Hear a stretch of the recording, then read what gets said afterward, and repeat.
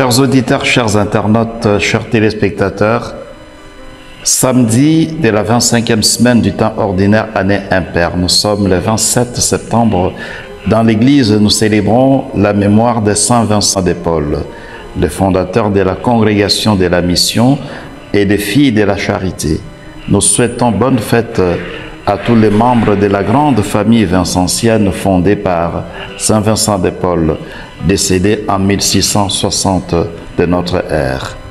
Aujourd'hui, l'Évangile nous invite à ne pas oublier que dans la vie, il y aura toujours des moments de joie et des moments difficiles. Les malheurs, les bonheurs, la joie mais aussi la tristesse, tout cela fait partie de la vie. Luc 9, des 43b à 45, c'est l'évangile d'aujourd'hui. Les gens admirent Jésus, ils l'apprécient, il prêche bien, il accomplit des miracles, tout ce qu'il fait est beau, bien et bon. Et les gens l'admirent, les gens l'applaudissent. Mais le Christ leur dit attention, la vie n'est pas faite que de belles choses, des moments heureux, des moments de bonheur, il y a aussi parfois des moments difficiles. Voilà pourquoi il leur dit, écoutez, le Fils de l'homme sera un jour arrêté. Il va souffrir la passion, il va mourir crucifié, mais il ressuscitera le troisième jour. Donc Jésus est très équilibré dans la vie. Vous et moi, tenons compte de cet évangile. Il y a toujours des moments de bonheur, tout comme il y a des moments difficiles. Et Jésus est conscient de cela. Il est passé par là. Lui, il est les bois frais, comme il a dit. Nous sommes les bois secs.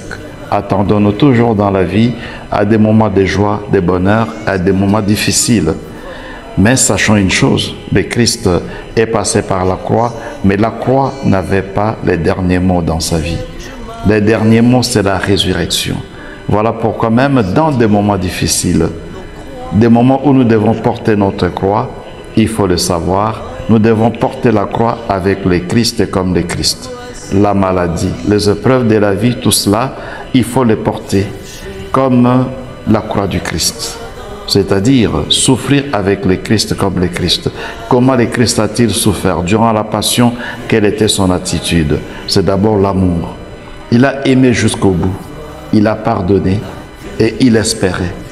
Il espérait. Pour lui, la croix n'était pas le dernier mot, n'était pas le point final de sa vie.